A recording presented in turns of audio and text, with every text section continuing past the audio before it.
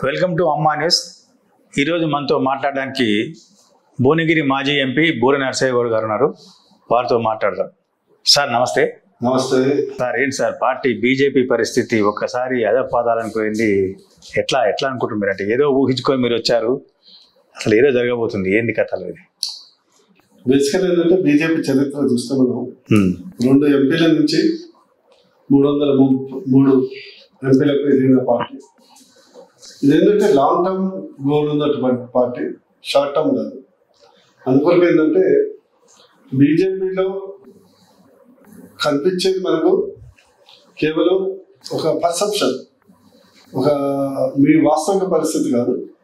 ప్రజల్లో ఇంకా బీజేపీ మీద నమ్మకం ఉంది. బీఆర్ఎస్ ప్రభుత్వానికి 100% అంతిమంగా బీజేపీ ఆల్టర్నేట్ అవుతుంది. సార్ ఇది మీరు అంతర్గతంగా చెప్తున్నారా, ఏదో బహిరంగతంగా టీవీ ఇంటర్వ్యూ తీసుకుని చెప్పాలనుకుంటారా? అసలు పార్టీలో అయితే ఇప్పుడున్న పరిస్థితి ఈ రకంగా లేదు. అదే కదా. ఇప్పుడు బేసికల్ ఏంటంటే ఆ పర్సెప్షన్ క్రియేట్ అయింది. మీరు లాస్ట్ మంత్ ఇది అనలే కదా, ఈ 15 రోజులుగానే అన్నారు కదా. బట్ ప్రజల్లో ఆ దృక్పథం లేదు కదా. ప్రజల్లోకి ఏమవుతుందంటే వన్స్ ఏదైతే ఈ పర్సెప్షన్ ఉందో, కాంగ్రెస్ కర్ణాటక ఎన్నికల్లో గెలవటము, కవిత ఇష్యూ, దీస్ ఆర్ 2 things మనకు రిలేటెడ్ కాదు, కానీ ఒక పర్సెప్షన్ సెట్ అయింది. బట్ కాంగ్రెస్ ఎక్కువసేపు నిలబెట్టుకోలేదు. ఇప్పుడే చూస్తున్నాం అంతర్గత కుమ్ములాటలు బహిరంగంగానే జరుగుతున్నాయి. రాష్ట్రానికి మంచిది బీజేపీలో కదా మీరు అనేది. ఇప్పుడు అంతర్గత కుమ్ములాటలు కాంగ్రెస్ బీజేపీలో ఎప్పుడు ఉండవు. అట్లాంటి ఎవరైనా ప్రయత్నం చేసినా ఎక్కువ రోజులు ఇక్కడ ఉండలేరు. అంటే మీరేమో బీఆర్ఎస్ పైన పోరాటం చేయాలని బీజేపీలో చేరారు, కానీ ఇప్పుడు మీరు బీజేపీలోనే పోరాటం చేయాల్సిన పరిస్థితికి వచ్చింది. దీన్ని ఎట్లా భావిస్తున్నారు మీరు? నేను లాంగ్ టర్మ్ గోల్ ఉన్నటువంటి వ్యక్తులు, తాత్కాలికంగా ఇమీడియట్ గా ఏదో అయిపోతున్నది కాదు. డెఫినెట్లీ 2023 డిసెంబర్లో బీజేపీ గవర్నమెంట్ ఫామ్ చేస్తే చాలా మంచిది. నాకు కాదు, అది రాష్ట్రానికి మంచిదని భావించే వ్యక్తిని కాబట్టి ఆ విధంగా ముందుకెళ్తున్నారు. 100% ఏమవుతుందంటే ఒక పర్సెప్షన్, మీడియా పర్సెప్షన్ కానీ ఇట్లా క్రియేట్ అయింది. ఇప్పుడు ఈ యొక్క 20th నుంచి ప్రజాక్షేత్రంలో అయ్యేటువంటి కార్యక్రమాలు తీసుకుంటున్నాం.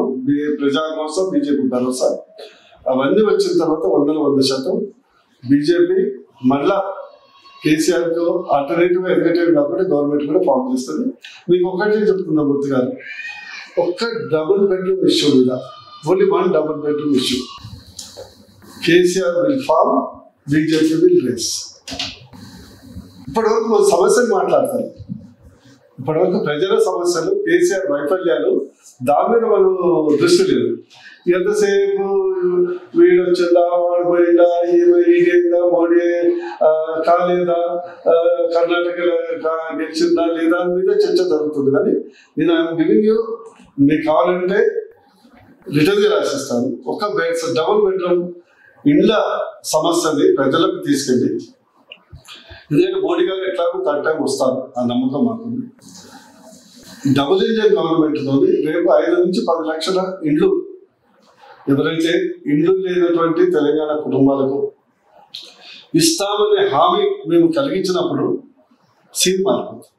అంటే మొత్తంగా 2023 అసెంబ్లీ ఎన్నికల్లో కేవలం మీ నినాదం డబుల్ బెడ్రూమ్ తోటే వెళ్తారా, లేకపోతే మిగతా నినాదాలు ఏమైనా ఉన్నాయా? ఎగ్జాంపుల్, ఎందుకంటే మేనిఫెస్టో అనేది రేపు భగవద్గీత కాబోతుంది. దాన్ని ఒకసారి మేనిఫెస్టో దాన్ని ప్రజలకు తీసుకెళ్ళి, ప్రజలకు, ఎందుకంటే ప్రజలు కూడా ఏంటంటే ఎంతమంది డిస్కషన్ చేసినా from the point of water, నా కొడుకు ఏమొస్తుంది, నా కుటుంబానికి ఏమొస్తుంది, ఉచితంగా విద్య వస్తుందా, ఉచితంగా వైద్యం వస్తుందా, నేను నా సొంత ఇంటి కళ నెరవేరుతుందా అనేది అంతిమం కాబోతుంది. ఇవన్నీ మిగతా అంశాలు, ఘట్టాలు అనేది సినిమాలో వస్తుంటాయి కదా, మధ్య మధ్యలో డిఫరెంట్ క్యారెక్టర్స్, కొన్ని సన్నివేశాలు, కొన్ని కామెడీ సన్నివేశాలు లాంటివి. బట్ అల్టిమేట్లీ వచ్చేది ఏంటంటే ప్రజలకు మంచి జరగబోతుందా లేదా, అది ఏ పార్టీ జరగబోతుంది. ఈ ఒక్కసారి బీజేపీకి అవకాశం ఇస్తే ఇవి 1, 2, 3, 4 ఉచిత వైద్యం కానీ, ఉచిత రేషన్ కానీ, లేదా సొంత ఇంటి కళ కానీ, ఉపాధి కానీ, వీటన్నిటిని ఒక నిర్దిష్టంగా ఏదో ఎన్నికల లాగా కాంగ్రెస్ లాగా పంచరత్నాన్ని ఏదో చెప్పి ఓట్లు దండుకున్న తర్వాత మర్చిపోవటం కాకుండా నిర్దిష్టమైనటువంటి బడ్జెట్కు అమలు చేయగలిగినటువంటి పథకాలను తీసుకురావడంతో మేము గెలుస్తామని నాకు నమ్మకం. మీరేమో ఇంత కాన్ఫిడెన్స్గా చెప్తా ఉన్నారు, కానీ పబ్లిక్లో బండి సంజయ్ని రాష్ట్ర అధ్యక్ష పదవి తప్పించిన తర్వాత బీఆర్ఎస్ బీజేపీ ఒకటే, బీఆర్ఎస్కు బీజేపీ బీ టీమ్గా మారిపోయింది, కిషన్ రెడ్డి కేసీఆర్ కన్సర్న్లో పనిచేసే నేత అని చెప్పేసి ప్రజల్లో బలంగా వెళ్ళిపోతుంది రోజు రోజుకు. అంటే కాంగ్రెస్ పార్టీ ప్రచారం చేస్తూ ఉంది, బీఆర్ఎస్ కూడా మీ మీద విమర్శలు బాగా తగ్గించింది. ఇది ఎంతవరకు వాస్తవమా అవాస్తవమా? ఇప్పుడు అది ఏంటంటే కేసీఆర్ మీకు తెలుసు చాలా రాజకీయమైనటువంటి పరిపక్వము ఉన్నటువంటి వ్యక్తి. ఆయనకు ఒక్కటే నమ్మకం ఏంటంటే కాంగ్రెస్ ఎప్పుడన్నా దెబ్బ కొట్టచ్చు, కాంగ్రెస్ లేస్తే ఎప్పుడైనా దెబ్బ కొట్టవచ్చు, కొనుక్కోవచ్చు. కానీ బీజేపీతో సాధ్యం కాదు కదా. బీజేపీ చేతులకు ఒకసారి తెలంగాణ పోతే ఆయన ఏంటంటే ఫ్రీడమ్ పాలసీ, ఫస్ట్ జనరేషన్, తర్వాత కొడుకు జనరేషన్, తర్వాత మనవడి జనరేషన్, ఇవన్నీ ప్రణాళికలు ఉన్నాయి కదా. అసలే బీజేపీ కుటుంబ పాలన వ్యతిరేక సిద్ధాంతమైనట్టు పార్టీ చేపట్టి ఫస్ట్ది కాంగ్రెస్ లేపుదాం, తర్వాత కొనుక్కోవటమే కదా. మీకు తెలుసు కదా 25 మెంబర్స్ది ఆయన మొత్తము పోషిస్తున్నారు, ఆయనే టికెట్ ఇప్పిస్తుండ్రు, ఆయనే నిలబెట్టిస్తుండ్రు. అది కేసీఆర్ ఎన్నికల మేనేజ్మెంట్ లో భాగంగా ఇవన్నీ చర్చ వస్తుంది అంతే. అంటే బీజేపీ కానీ బండి సంజయ్ మీరు ఒక విషయం చెప్తున్నారు, బండి సంజయ్ గారిని అధ్యక్షుడిగా మార్చిండొచ్చు, బట్ ఈ will play major role in election campaign. Kishan Reddy గారు, బండి సంజయ్ గారు 100% మేజర్ రోల్ ప్లే చేస్తారు. ఒకటి ఏంటంటే వివిధ కొన్ని discuss on the camera discuss చేయలేము, ఎందుకంటే కొన్ని సామాజిక సమీకరణలు, కొన్ని వర్గాలను సంతృప్తి చేయడానికి, ఎన్నికల్లో పోవటానికి. అంతేగాని బండి సంజయ్ని తక్కువ చేస్తుందని నేను అనుకుంటున్నాను. ఇప్పుడు కొంతమందికి పదవులు ఇచ్చారు, నిన్నటిదాకా బండి సంజయ్ వద్దు అనుకున్న వాళ్ళకు కూడా పదవులు వచ్చాయి. అంటే వాళ్ళు పోకుండా ఉండడానికి అడ్డుకట్ట వేశారా, లేకపోతే ఎందుకు వాళ్ళ సమర్థం చూసి ఇచ్చారా? అది ఎందుకు అట్లా జరిగిందంట? పూర్తిగా నేను ఒకటే చెప్తున్నాను, ఇది ఒక నేషనల్ ప్రపంచంలో లార్జెస్ట్ పార్టీ. కొన్ని నిర్ణయాలు కేంద్ర అధినాయకత్వం వివిధ కారణాలతో తీసుకుంటుంది. అల్టిమేట్ పోలీస్ బీజేపీకి బలగం కార్యకర్తలండి. ఫస్ట్ నేను చెప్తున్నాను, బలగం కార్యకర్త. ఆ కార్యకర్తలు పటిష్టంగా ఉండగలిగినప్పుడు ఈ కార్యకర్తలు మా యొక్క మేనిఫెస్టోలు ప్రజలకు తీసుకెళ్ళగలిగినప్పుడు, ఒక మంచి నమ్మకం కలిగినటువంటి నాయకత్వం మేము ఇవ్వగలిగినప్పుడు ఇవన్నీ పటాపంచలేకపోతాయి. సెకండ్ ఏంటంటే పార్టీలోకి వస్తుంటారు పోతుంటారు, బట్ కార్యకర్త is supreme in BJP. It is కార్యకర్త డ్రివెన్ పార్టీ. కేసీఆర్ మోడల్ ఏంది? KCR driven party. అదో అక్కడ ప్రైవేట్ భవన్ స్విచ్ చేస్తే కింద వెళ్తుంది, ఇక్కడ కింద స్విచ్ చేస్తే పైన వెళ్తుంది. మీరేమో ఈ రకంగా అంటున్నారు, కేసీఆర్ ఏమో బండి సంజయ్ మార్పు సత్యము అనుకున్నప్పటి నుంచి బీజేపీని పక్కన పెట్టేసి కాంగ్రెస్ టార్గెట్గా వెళ్తా ఉన్నారు. అంతకన్నా ముందు ఇదే కేసీఆర్ చెప్పారు, మాకు బీజేపీ ప్రత్యామ్నాయం కాంగ్రెస్ ఎక్కడుంది, దేశంలో లేదు, తెలంగాణలో లేదని చెప్పారు. ఇప్పుడు మళ్ళీ బీజేపీని పక్కకు పెట్టేసి కాంగ్రెస్ను టార్గెట్ తీసుకొని మాట్లాడారు. అంటే బీజేపీ తర్వాత బీఆర్ఎస్ తర్వాత కాంగ్రెస్ ఫస్ట్ అంటారు మీరు? ఒకటి ఏంటంటే ఇప్పుడు కేసీఆర్ గారు ఒక కాంప్లెక్స్ పర్సనాలిటీ, బట్ ఇక్కడ ఏంటంటే ఎంత పర్సనాలిటీ ఉన్నా నిజాయితీ తెలుస్తుంది.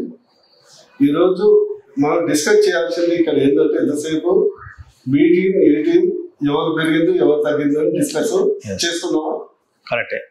వాళ్ళు చేయాల్సింది ఏమంటే వెరీ డబుల్ బెడ్రూమ్, వెరీ దళిత ముఖ్యమంత్రి. ఈరోజు సొంత మనవాడు ఒక స్కూల్కి పోతే ఆ పిల్లగాడే కన్నీళ్లతో చెప్తున్నాడు, అచ్చా ఇంత దరిద్రం ఉంటుందా? నాకు కన్నీళ్ళు వస్తున్నాయి, కన్నీళ్ళు వచ్చాయని చెప్పాడు. అంటే ఒక చిన్న పిల్లగాడి మనసు అంటే సరే మనవాడని నేను చెప్పట్లేదు, ఎట్లా గాయపడుతుంది అది వాస్తవం. మనం వైద్యం ఎట్లుంది, ఒకసారి ఉస్మానియా పోండి, ఒకసారి నిమ్స్ పోండి, సరోజని హాస్పిటల్ పోండి, వైద్యం ఎట్లుంది. ఈరోజు కులవృత్తుల ప్రాబ్లం ఏమిటి? రైతులు ఒక రైతు బంధు కాదు, భూమి బంధు 15,000 కోట్లు ఇస్తే 5,000 కోట్లు పారిశ్రామికవేత్తలకు, భూస్వాములకు, ఉన్నతాధికారులకు ఇస్తున్నారు. కౌలు రైతుకు 1 రూపాయి ఇవ్వట్లేదు. ఏదన్నా అకాల వర్షం వస్తే లేదు. 14 పథకాలకు కేంద్ర పథకాలు మండి చేయించారు. మనం అవి డిస్కషన్ చేయట్లేదు కదా, మనం డిస్కషన్ చేయట్లేదు. యువత ఇంటింటికి ఉద్యోగం 2 లక్షల ఉద్యోగం అని వాళ్ళే చెప్పారు. టీపీపీఎస్సీ ఎగ్జామ్ మీరు చూస్తున్నారు కదా, హనుమంతుని తోకలాగా వారానికి 2-3 అరెస్టులు. మనం డిస్కస్ చేయాల్సిందే అది. అంటే కేసీఆర్ చాలా సక్సెస్ఫుల్ గా అంశాన్ని డైవర్ట్ చేశారు. బీజేపీకి బి పార్ట్, కాంగ్రెస్ బీజేపీ కుమ్మక్కైందా, కాంగ్రెస్ టిఆర్ఎస్ కుమ్మక్కైందా అనేది వెరీ సక్సెస్ఫుల్లీ డైవర్ట్ చేశారు. నా విజ్ఞప్తి ఏంటంటే మీలాంటి సీనియర్ జర్నలిస్టులు కానీ మీడియా కానీ ప్రజలకు అవసరం ఉంది, అవసరం ఉన్న విషయాలు చర్చ పెడితే లాభం జరుగుతుంది. ఈ 10 ఏళ్ళు ఏదైతే అవినీతి మీద చర్చ పెడితే లాభం జరుగుతుంది. ఈరోజు కాళేశ్వరం అదొక జోక్. మన మోటార్లతో నీళ్ళు పెట్టారు, ఈరోజు వర్షం వచ్చింది, ఇది కుల్లా వదిలిపెట్టారు. అంతకంటే జోక్ ఉందా? కాగిలు పోర్టులో 1,50,000 కోట్ల ఖర్చు, ఎత్తింది 30 టీఎంసీలు లేదు. ఒక్కొక్క ఎకరానికి 5,60,000 కోట్ల ఖర్చు అవుతుంది నీళ్ళు ఇవ్వాలంటే. ఇది ఏం ప్రాజెక్టు? అసలు ప్రాజెక్టు నీళ్ళ కొరకు పెట్టారా, కాళేశ్వరం అనేది చాలా మనీ కొరకు పెట్టారా అనేది ఇంత బాటంగా చెప్పినా కూడా మనం దాని మీద చర్చ చేయట్లేదు. అందుకు ఏంటంటే నా రిక్వెస్ట్ ఏంటంటే కేసీఆర్ గారు వెరీ ఇంటెలిజెంట్ పొలిటీషియన్, ఇష్యూను డైవర్ట్ చేస్తుంది. బి టీము సి టీము కావాల్సింది కాదు, రేపు కావాల్సింది తెలంగాణ ప్రజలకు ఏం కావాలనేది ఇంపార్టెంట్. ఎవరైతే భావిస్తారో, ఈరోజు మీరు చూశారు కదా జర్నలిస్టులు, చాలా మంది జర్నలిస్టులు సుప్రీంకోర్టు ఆర్డర్ ఇచ్చి ఫైనల్ జడ్జిమెంట్ ఇచ్చి వాళ్ళు కష్టపడ్డ సంపదని 2007లో పుస్తకాలు కడితే ఈరోజు అది ఇవ్వట్లేదు. కానీ ఆయన సంఘానికి 5 ఎకరాలు 500 కోట్ల ఖర్చు చేసింది. సంఘానికి పార్టీ కార్యాలయం 11 ఎకరాలు. మరి ఏం చేస్తున్నాం? నా రిక్వెస్ట్ ఏంటంటే మీరు అందరూ గమనించాలి, మనం చర్చ పెట్టాల్సింది ఇది. ఇప్పుడు కవిత ఇష్యూ కూడా మీకు తెలియదు. నేను నాకు చాలా అక్కడ వాళ్ళ దగ్గర ఎందుకంటే శిష్యరికం చేశాను. నాకు పొలిటికల్ గురువు, మంచికో చెడుకో, ఆయన నుంచి మంచి నేర్చుకున్నాను, చెడు నేర్చుకోలేదు అంతే. ఈరోజు కవిత ఇష్యూ కూడా ముందరికి తెచ్చింది, డైవర్ట్ చేసేది 100% నేను కేసీఆర్ అని నేను వాదిస్తాను. మీరేమో డైవర్ట్ చేసి మీరంటారు 100% ఈ సమస్యలన్నిటినీ పక్కన పెట్టడానికి. ఆ ట్రాప్ లో మావాడు కూడా పడుతున్నారు కదా, మీరు పడుతున్నారు, కొందరు తెలియక మావాడు పడుతున్నారు, కాంగ్రెస్ వాళ్ళు పడుతున్నారు, ప్రజలు పడుతున్నారు. సార్ మీకున్న సమాచారం ఢిల్లీలో కొంత మీకు పొలిటికల్గా కానీ అఫీషియల్గా కానీ కొంత పరిచయాలు అవి ఉంటాయి. కవితను కనీసం అరెస్ట్ చేసే అవకాశం ఉంది, ఆగస్టులో అరెస్ట్ చేసి మీ వాళ్ళే కొంతమంది చెప్తున్నారు కవితను ఆగస్టులో అరెస్ట్ చేసే అవకాశం అని చెప్పేసి కొంతమంది ఇటీవల తెరపై తీసుకొచ్చారు. మూర్తి గారు, నా request, Kavitha is a small issue in related to some allegations, corruption in Delhi in the liquor issues. Sir 700 కోట్ల అవినీతి జరిగిందా సార్? స్మాల్ అంటారు మీరు, అది 700 కోట్ల అవినీతి జరిగింది. మీరు బాగా ఉన్నారండి. మన తెలంగాణలో లక్షల కోట్ల అవినీతి జరుగుతుంటే దాంట్లో అది స్మాల్ కాకుండా బిగ్ ఎట్లంటామండి. ఇప్పుడు ఓవరాల్ టెండర్ 1,00,000 కోట్ల అంటే ఒక మహిళ లిక్కర్ స్కామ్ లో వెళ్ళడము, లిక్కర్ బిజినెస్ లోకి వెళ్ళడము, అది ఎంతవరకు కరెక్ట్ అనేది నేను చెప్పేది ఏంటంటే అదే కదా, కేసీఆర్ గారు వెరీ సక్సెస్ఫుల్లీ డైవర్టింగ్.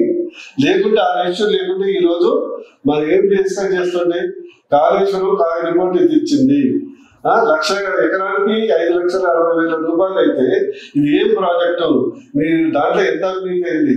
ఈరోజు ఓవరాల్ మీద చర్చ జరుగుతుందని 1,00,000 కోట్ల అవినీతి మీకు తెలుసా? 30 years కింద ఇచ్చింది, 30 years 1,00,000 కోట్లు వాళ్ళకి వేయకపోతుంది. 211 జీవోది 1,25,000 ఎకరాలు, ఎకరానికి 1,00,000 కోట్లు వేసుకున్నా కూడా మినిమం 1,00,000 కోట్లు. అసలు ఆ టాపిక్ మీద డిస్కషన్ రావట్లేదు. నేను ఆ దృక్పథంలో అది చిన్నది అంటున్నారు. ఈ లక్షల కోట్ల ముందర 100 కోట్ల చిన్నది. And that will take its logical end అవుతుంది. కానీ నా రిక్వెస్ట్ ఏంటంటే మీలాంటి సీనియర్ జర్నలిస్టులు దయచేసి let us discuss more on the public issues. Sir మీరు ఇంత చెప్తాను అని జరిగినట్టు, కానీ మీ నాయకులు ఇప్పుడు కేంద్ర మంత్రి కిషన్ రెడ్డి ఇప్పుడు మొన్నదాకా కేంద్ర మంత్రి ఇప్పుడు కూడా ఉన్నారు, ఆయన రాష్ట్ర అధ్యక్షుడిగా మారారు. అయినప్పటికీ ఎక్కడ కూడా మీరు చెప్పినట్టుగా కనీసం పబ్లిక్ లోపలికి ఇది డైవర్జన్ జరుగుతుంది, ఇది డైవర్జన్ ఇంత చేస్తా ఉన్నాను ఎందుకు చెప్పలేకపోతున్నారు? మీరు ధైర్యంగా కేసీఆర్ని ఎదిరించేందుకు ఎందుకు ధైర్యం సరిపోతుంది మీకు? బండి సంజయ్ రోజు మాట్లాడారు కదా, ఆయన మాట్లాడితే ఆయన పక్క జరిపింది. కిషన్ రెడ్డి మననే వచ్చారు, వచ్చి 4 రోజులు కాదు 100% ఒక్కొక్కరికి ఒక పర్సనాలిటీ ఉంటుందండి. బోర్ నరసయ్య గారు కాబట్టి కెనాట్ బికమ్ కేసీఆర్. కిషన్ రెడ్డి బండి సంజయ్ కాలేదు, బండి సంజయ్ కిషన్ రెడ్డి కాలేదు. ఇప్పుడు 5 పాండవులు ఉంటారు. ధర్మరాజు క్యారెక్టర్, భీముడు ఆవేశం, అర్జునుడు ఆర్చరీ, నగర సహదేవుడు కత్తి యుద్ధంలో ఒక్కొక్కటి ఒక నైపుణ్యం ఉంటుంది కదా. బీజేపీ అనేది ఒక సమిష్టి నాయకత్వం. వాళ్ళు గద పట్టుకుంటాం, వాళ్ళు బాణం పట్టుకుంటాం, వాళ్ళు కత్తులు పట్టుకుంటాం, వాళ్ళు ధర్మరాజు టైప్. కనీసం ఇప్పటికైనా ఎలక్షన్లు 4 నెలలు 5 నెలలు ఉన్నాయి, ఇప్పటికైనా అందరు కత్తులు కటార్లు మీరు అన్నట్టుగా యుద్ధాలకు ధర్మముఖలు, న్యాయముఖలు, కత్తి యుద్ధముఖలు, విల్లు యుద్ధముఖలు చేసేందుకు ఏమన్నా మీరు సన్నద్ధత ఉన్నారా? ఖచ్చితంగా మాకు ఒక శ్రీకృష్ణుడు ఉన్నాడు, హస్తనాథ శ్రీకృష్ణుడు ఉన్నాడు. ఇక్కడ పాండవ సైన్యం ఉంది, 100%. అంటే ఈ కురుక్షేత్రంలో మీకు విజయం వరించే అవకాశం ఉన్నాయంటారా? మీలాంటి వాళ్ళు అందరూ ఆశీస్సులు ఉంటే ఖచ్చితంగా విజయం వరిస్తుంది. ఎందుకంటే ఒకటి చెప్తుంది, కేసీఆర్ పోవాలని అందరికీ 90%. మహిళలు తీసుకోండి, యూత్ తీసుకోండి, బీసీ తీసుకోండి, ఓసీ తీసుకోండి, కాంట్రాక్టర్ తీసుకోండి, ఉద్యోగులు తీసుకోండి, ఆర్టీసీ తీసుకోండి, చివరికి ఆటో డ్రైవర్ తీసుకోండి, లారీ డ్రైవర్ తీసుకోండి, ట్రాక్టర్ డ్రైవర్ తీసుకోండి, ఇంట్లో చేసే 10 మనుషులు తీసుకోండి. ఒక్కటి అహంకారం ఎక్కువైపోయింది. మనకు కావాల్సిన సీఎం డిక్టేటర్ కాదు కదా. అరే ఇదివరకు ముఖ్యమంత్రులు ఉన్నారు, ఉమ్మడి ఆంధ్రప్రదేశ్లో ఉన్నారు, 10 మంది రోజుకు ఒక 3 గంటలు కలిసేది, మంత్రులు కలిసేది, జర్నలిస్టులు కలిసేది, ప్రజా సంఘాలు కలిసేది. ఇక్కడ ఏం పెద్ద మనం మొత్తం ప్రపంచాన్ని వెళ్తున్నట్టు ఏది రేడియోలో ఒకటి వస్తుంది కదా, బాబు చాలా బిజీ ఉంటున్నట్టు. What is this? కేసీఆర్ చాలా బిజీ కాదు కదా. రేపు 2023 డిసెంబర్ తర్వాత కేసీఆర్ ఫుల్ ఫ్రీ అయిపోతాం. జైళ్లలో గదులు కట్టించామని చెప్పారు కదా. మరి ఇప్పుడు మూర్తి గారు అంటే బండి సంజయ్ గారు అనేక సందర్భాలు చెప్పారు. నేను అందుకనే చెప్పాను, బండి సంజయ్ పొలిటికల్ పార్టీ ఉన్నప్పుడు సరే ఒక ఉద్వేగభరితమైనటువంటి వస్తుంది. అట్లయితే కేసీఆర్ తల దాటుకుంటానని ఎన్నోసార్లు అన్నాడు. ఇప్పటి వరకు రావణ కళ్ళు 13 తలలు ఉన్నాయి, కానీ 100 తలాలు నడుకోవాల్సి ఉండే కదా. పొలిటికల్ స్టేట్మెంట్ మీరు అంత సీరియస్ ఎందుకు తీసుకుంటారు సార్? ఒకటి, ఇప్పుడు బీజేపీలో మీ పరిస్థితి ఏంది ఇప్పుడు? ఇంత అంటే మీకు ఎంపీ సీట్ ఇస్తారా, ఎమ్మెల్యే సీట్ ఇస్తారా, లేకపోతే రేపు కిషన్ రెడ్డి క్యాబినెట్లో అంటే పార్టీ క్యాబినెట్లో మీకేమైనా చోటు వస్తుందా? ఏంది ఇప్పుడు మీ పరిస్థితి ఎట్లా ఉంటుంది, ఏంటి ఎట్లుంది? మూర్తి గారు నాకు ఒకటే 2 ప్రధాన కోరిక. ఎందుకంటే ఉద్యమకారులు చెప్పండి, కేసీఆర్ గారు సన్నిహితంగా ఉన్నవాడు చెప్పండి. Today also I have respect. I don't hate KCR, I have respect, but I'm not happy with him because ఈ తెలంగాణ నేను మనం కోరుకున్నాను. That's only reason. బీజేపీ వస్తే తెలంగాణకు 100% లాభాలు. దాని వరకు బీజేపీ ప్రభుత్వం రావాలి. దాని వరకు బోర్ నరసయ్య గౌడ్ శాయశక్తుల ఏ పదవి ఉన్నా పదవి లేకున్నా సామాన్య కార్యకర్తలైనా స్టేట్ మొత్తంలో బీజేపీ రావడానికి number 1 target.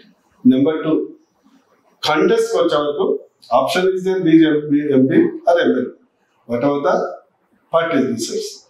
But more important ఏంటంటే దీన్ని ఎమ్మెల్యే ఎన్నికైతే పార్టీ రాదు. What is the use? నేను ఎమ్మెల్యే రాసుకోవడానికి తప్ప పనికి వస్తుంది చెప్పను. ఉచిత వైద్యం ఇవ్వాలి, మంచి పబ్లిక్ హెల్త్ ఇవ్వాలని ఒక డాక్టర్గా నాకు ఉద్యమ కోరిక. I can't implement before I have clarity. ఎంపీగా భువనగిరి మీకు ఇంతకుముందు 18 స్థానం మీకున్నది. ఎమ్మెల్యేగా ఏమన్నా మీకు ఒక స్థావరం కోసం ప్రయత్నం ప్రయత్నం చేస్తారా? నేను 5 సీట్లు ఉన్నాయి, 7 సీట్లు ఉన్నాయి భువనగిరిలో. 2 ఎస్సీ రిజర్వ్, అవుతున్నాయి. ఎక్కడ పోయినా కూడా నాకు మంచి పేరు, డాక్టర్ మంచోడు, మా దగ్గర రావాలనే ఫీలింగ్ ప్రతి దగ్గర ఉంది. అంతమంది ఏంటంటే వెలువడ్డ అభ్యర్థులు తక్కువ ఉన్నారు, అభ్యర్థులు సరిగ్గా లేరు, అక్కడ చేయబట్టి చేస్తాం. నేను చదివామైనా ఆదరిస్తాను, ఆలయం పైన ఆదరిస్తాను, భువనగిరి పైన ఆదరిస్తారు, ఇబ్రాహిం పట్ల ఆదరిస్తున్నారు, మునుగోడ్ల పైన ఆదరిస్తారు. అంటే మునుగోడు రాజగోపాల్ రెడ్డి గారు అక్కడ ఉంటున్నారా లేకపోతే వెళ్ళిపోతారా ఏంటి అసలు మునుగోడు రాజగోపాల్ రెడ్డి? రాజగోపాల్ రెడ్డి గురించి రాజగోపాల్ రెడ్డి అంటే జనరల్ గా ఆయన ఈ మధ్య ఏదో కాంగ్రెస్ వాళ్ళతో మాట్లాడుతున్నారు. ఇప్పుడు ఆయన కాంగ్రెస్ వాళ్ళతో ఎందుకు మాట్లాడదు? సపోజ్ రేవంత్ రెడ్డి ఒక ఫ్లైట్ లో కలిసింది, మాట్లాడారు. ఆయన చాలా ఆయన రాజకీయ పుట్టుకనే కాంగ్రెస్ ఉంది, వాళ్ళందరూ అక్కడే ఉన్నారు. ఎప్పుడన్నా మామూలుగా కలిసి మాట్లాడుకోవచ్చు. దాని అంటే టీఆర్ఎస్ మా మిత్రులతో మాటలు మేము శత్రువులు కాదు కదా. అంటే వ్యక్తిగత పరిచయాలు, వ్యక్తిగత అభిమానాలు వేరు. పార్టీలు, సిద్ధాంతపరమైన పోరాటాలు వచ్చినప్పుడు కొంచెం ఇబ్బందికరంగా ఉంటాయి. అంటే ఇప్పుడు బీజేపీ ప్రస్తుతం ఉన్న పరిస్థితిలో రాజగోపాల్ రెడ్డి కాంగ్రెస్ వాళ్ళతో మాట్లాడు, రేవంత్ రెడ్డితో మాట్లాడాడు. ఆయన పరోక్షంగా ప్రత్యక్షంగా బీజేపీని ఉద్దేశించి చేసే వ్యాఖ్యలు ఒక రకమైన సంకేతాలు శ్రేణుల్లోకి వెళ్తున్నాయి. దీన్ని ఎట్లా భావిస్తారు మీరు? అంటే బెస్ట్ థింగ్ బుద్ధి గారు ఆయన, ఎందుకంటే ఆయన ఏమి మాట్లాడో నేను చూడలేదు, ఏమి సందర్భంలో ఉన్నాడో నేను చూడలేదు. అంటే దాని గురించి చెప్పడం, నేను చెప్పడం సరికాదు. బీజేపీలో ఉంటాడు, అందరం కలిసి కృషి చేసి బీజేపీని అధికారంలో తీసుకొస్తామని నా యొక్క ఆకాంక్ష. ఎన్నికల సందర్భంగా బీజేపీలో మీ పాత్ర ఏ రకంగా ఉండబోతుంది? What ever party decide. నా మనస్ఫూర్తిగా అయితే నేను, ఎందుకంటే నేను జనరల్ మీకు తెలుసు కదా, ఏ టాపిక్ మాట్లాడినా స్పష్టతతో సబ్జెక్ట్తో మాట్లాడే వ్యక్తి. నేను ఒకసారి మాట్లాడితే 10 మందిని కన్విన్స్ అవుతుంది. పొలిటికల్ స్టేట్మెంటే కాకుండా కన్విన్స్ చేయగలరు. సో ఆ రకంగా నాకు ఏ బాధ్యతలు ఇచ్చినా కూడా ఒకటే, ఎస్ బీజేపీ ఎందుకు ఓటు వేయాలి, కేసీఆర్కి ఎందుకు ఓటు వేయాలో నాకు తెలుసు. నేను చెప్పలేకన్నా ఫస్ట్ ప్రగతి భవన్ గేట్లు ఒకలేదు, అక్కడ ముఖ్యమంత్రి ఉంటాడు, డిక్టేటర్ ఉంటాడు, 2 సెక్రటేరియట్ గేట్లు ఓపెన్ అయితే సార్ ఫస్ట్ అచీవ్మెంట్. తర్వాత ఈ యొక్క విద్య, వైద్యం, కామన్ మ్యాన్కి ఇది పొలిటికల్ సిస్టమ్ అనే ఫీలింగ్ వచ్చేసి రాచరిక వ్యవస్థ కాదు. ఇట్లా చాలా చెప్పాలంటే చాలా మేనిఫెస్టో ఉంది. కేసీఆర్ దళితుల కోసం దళిత బంధు పెట్టారు, బీసీల కోసం బీసీ బంధు పెట్టారు. ఈ సమయంలో ఆ వర్గాలను బీఆర్ఎస్ దగ్గర అయ్యే అవకాశం ఉన్నాయి, అవుతున్నారు కూడా. అట్లాంటప్పుడు బీజేపీ ఎట్లా అధికారంలోకి రాబోతుంది? ఒకటి, కేసీఆర్ గారు బీసీ వ్యతిరేకి, ఆయన డిఎన్ఎల్ఏ బీసీ నరనరాల వ్యతిరేకి. ఆయన మనిషికి కేజీ గోల్డ్ ఇచ్చినా కూడా బీసీలు నమ్మరు, దళితుల పట్ల కూడా అంతే. ఎందుకంటే చిత్తశుద్ధి లేని శివ పూజ అయ్యేలా, బాండ శుద్ధి లేని పాకం లేదు. మనకు తెలిసేప్పుడు అది చిత్తశుద్ధి లేదు, ఎన్నికల శుద్ధి తప్పితే అది ఓటర్కి తెలుసు. ఆ 10 లక్షలు తీసుకునే దళిత బంధు లబ్ధిదారులకు తెలుసు, తీసుకున్నటువంటి 99% దళితులకు తెలుసు, అందరికీ తెలుసు, నీకు తెలుసు, నాకు తెలుసు. బీసీ బంధు ద్వారా బీసీలు లబ్ధి పొందే అవకాశాలు ఎక్కువ ఉన్నాయి. ఆయన జిల్లా ఒక నియోజకవర్గానికి 300 మంది దళితులను ఎంపిక చేసి ఇస్తున్నాము. ఇది ఫస్ట్ ఫేజ్, రాబోయే కాలం మరింత ఇస్తామని చెప్తా ఉన్నాను. ఇది బీఆర్ఎస్కు లబ్ధి పొందదంటారా, బీజేపీకి నష్టం కలదంటారా? రిజర్వ్ ఎట్లా ఉందంటే ఆయనకు ఎరగేసి చేపలు పట్టినట్టు 9 ఏళ్ల తర్వాత ఎన్నికలంటేనే అది కదా సార్. 9 ఏళ్ల తర్వాత ఆయన బీసీ గుర్తొచ్చాడు. అది కూడా నేను బీజేపీకి వచ్చి ఒక మీటింగ్ పెడితే ఆ పర్యవసనం మీకు తెలుసు. సెకండ్, బీసీలను కోసపెట్టినటువంటి వ్యక్తి ఈ భారతదేశంలో ఎవరంటే అది కేసీఆర్. బీసీలు కొంతవరకు ఉన్నది 300 ప్రతి నియోజకవర్గం ₹1,00,000 ఆయన ఇచ్చేది పెట్టుకుంటే 300 సంవత్సరాలు పడుతుంది బీసీలకు ఇచ్చారు. అందుకు ఇస్తే తీసుకుంటారు, ఎక్కడ కుదరో అక్కడ కుదురుతారు. కన్ఫర్మ్ చేస్తున్నాం పేరు. 100%. ఇంత కాన్ఫిడెన్స్ ఎందుకు సార్? అంటే బీసీలు కూడా జనరల్గా ఏముంటుందంటే, నేను ఒక దగ్గర లబ్ధి పొందిన అనుకోండి, నేను కొంత కృతజ్ఞత ఉంటా. ప్రభుత్వం లబ్ధి పొందినట్టు ఆ వర్గాలు కృతజ్ఞత ఉన్నాయని ఎట్లా అనుకుంటారు మీరు? ఇప్పుడు ఒకటి చెప్పండి, ఒక వ్యక్తిని తీసుకుంటాం, వాడికి 100 కొరడాలు దెబ్బలు కొడతాం, శరీరం అంతా రక్తంతో చింద్రవధం అవుతుంది, తర్వాత కొంత బర్ణాలు పెడతాం. ఏముంటుంది వాడి ఫీలింగ్? మీరు వైద్యులు కదా, వైద్య పరిభాషలో వివరిస్తారు. ఏముంటుంది వాడి ఫీలింగ్? అప్పుడు ఆ దశలో ఏం చేయలేదు కాబట్టి నోరు మూసుకొని కూర్చుంటాడు. ఎక్కడ అవకాశం దక్కాలో, ఎక్కడ ప్రతీకారం తీసుకునే సమయం వస్తుందో అక్కడ తీసుకుంటాం. సార్, ఇదే సమయంలో కాంగ్రెస్ పార్టీ కూడా పెన్షన్ ఇస్తాం, 4,000 రూపాయలు ఇస్తాము, బీసీలకు ఓబీసీలకు ప్రత్యేక పథకాన్ని ప్రకటించబోతున్నాము, మహిళలకు ప్రత్యేక అవకాశం ఇస్తాము, రైతులకు 2 లక్షల రుణమాఫీ చేస్తాము అని చేసి కాంగ్రెస్ పార్టీ కూడా ప్రకటించింది. ఇంకా బీజేపీలో ఉన్నటువంటి అమ్ముల పొదిలో ఉన్నటువంటి అంశాలు ఏ ఒక్కటి కూడా బయటకు రావట్లేదు. చివరి క్షణంలో వస్తే ఎంతవరకు బెనిఫిట్ అవుతుంది అనుకుంటున్నాను. నేను చెప్పాను కదా, కాంగ్రెస్ హామీ ఏంటంటే రాత్రి బాత్రి ఫుల్ పీటర్స్ కార్డ్ ఫుల్ దిగినప్పుడు ఇచ్చేదాకా అది ఉంటుంది. ఎందుకంటే వచ్చిన తర్వాత మనం ఇచ్చేదా సచ్చేదా అన్నీ అంటారు. ఫస్ట్ అయితే మనం చేద్దాం. ఎందుకంటే పోయినసారి 2018లో కూడా 2 లక్షలు అన్నారు కదా, ఓట్లు వేసేదా. అందువరకు ఏంటంటే ఇచ్చే హామీ కంటే ఎక్కువ పాలిటిక్స్ లో నేను నేర్చుకుంది ఏంటంటే నమ్మకం, క్రెడిబిలిటీ అనేది ఉంటే నమ్ముతారు. లేకుంటే రేపు బిఎస్పీ ఉంటుందండి, రేపు 10 లక్షలు రుణమాఫీ చేస్తా అంటారు, చేస్తారా?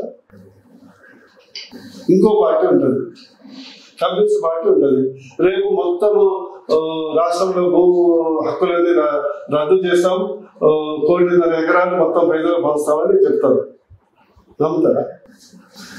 చెప్పేది కూడా ఎట్లా ఉండాలంటే అమలు చేయగలిగినటువంటి ప్రజలకు నమ్మకం కలగాలి. ఈరోజు 4,000 అన్నారు, ఆసరా పెన్షన్ 4,000 అన్నారు. దాని బడ్జెట్ ఎంత తెలుసా? 32,000 కోట్లు ఓన్లీ ఆసరా పెన్షన్. నిరుద్యోగ 3,000 ఇస్తామన్నారు. నిరుద్యోగ మొత్తం 50,000 కోట్లు ఓన్లీ రెండింటికి. మా బడ్జెట్ కొడితే 1,10,000 కోట్లు. మిగతాదని తప్పే. 1,10,000, 1,20,000. నీకు 50% ఓన్లీ ఆసరా. మిగతా బడ్జెట్ ఏది, పాస్ట్ పెన్షన్ ఏది, మీ అప్పేది, సప్పేది. కాంగ్రెస్ పార్టీ చెప్పేటువంటి అంశం ఏంటంటే, ఏదైతే ప్రభుత్వం దుబారా చేస్తుందో కేసీఆర్ ప్రభుత్వం, ఆ దుబారాను తగ్గిస్తే మేము ఇంకా పథకాలు ఇవ్వచ్చు. చెప్పమని చెప్పండి. ఇది మన బడ్జెట్. ప్రజలు ఎవరు నమ్మట్లేదు. ఆ 4,000 పెన్షన్ ఎవరు నమ్మట్లేదు. నేను చెప్తుంది కదా, 2 లక్షల రుణమాఫీ ఎవరు నమ్మట్లేదు. చేయగలిగి చెప్పు.